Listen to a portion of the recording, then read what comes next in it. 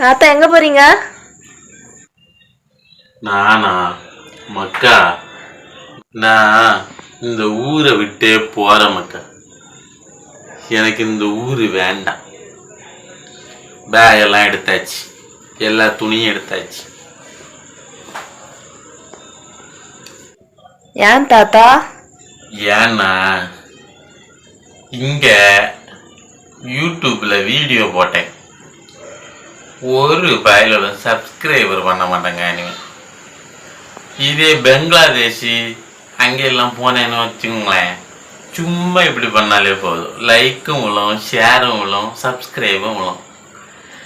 இங்கே பார்த்தீங்களா, நம்ம கிடந்து நாய்ப்படாத பாடா போட்டா கண்டுக்கிட்டு அப்படியே போகிறான்னு சப்ஸ்கிரைப் பண்ண மாட்டாங்கன்னு பார்த்தீங்களா, எவ்வளோ சங்கடமாக இருக்கும் பிள்ளை. அதுக்கு தான் இனி இந்த ஊர் வேண்டாம் எனக்கு. நான் பெங்காலி கூட போய் அங்கே போய் எதையாவது போடுங்க, அப்போ பாருங்க இந்த மக்கள் எல்லாம் கிடந்து கஷ்டப்படுறத பார்த்துக்கிட்டு இருக்கு. அதுக்கு தான் போகிறேன்.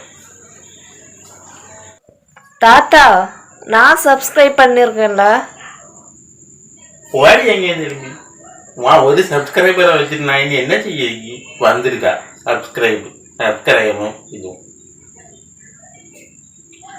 நானே சங்கடம் முத்தி போயிட்டு இருக்கும் பாருங்க. அவளுக்கு ஒரு சப்ஸ்கிரைப் இருக்கா, ஒரு சப்ஸ்கிரைபு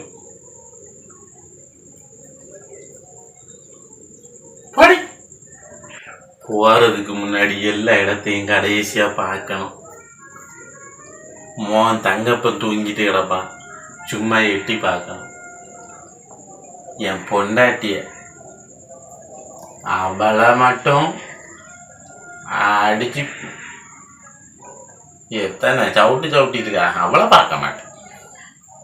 பெங்காலியில் போய் யூடியூப்ல வீடியோ போட்டு வாரண்டி ராணி வாரேன் போயிட்டு வாரேன். எல்லாருக்கும் இவ்வளவு நாள் பார்த்த சப்ஸ்கிரைபரே வாரேன். நீ எப்போ என்ன பண்ணுவேன்னு புரிஞ்சுக்க முடியலையா? நான் எப்போ என்ன பண்ணுவேங்கிறது எனக்கே புரியலையே. உனக்கு புரியும், ஆனா நீ புரிஞ்சுக்க வேண்டிய விஷயம் ஒண்ணு, இந்த உலகத்துல நம்ம என்ன பண்றோமோ அதுக்கான பலன் தான் நமக்கு வந்து செய்யும். புரியுதா?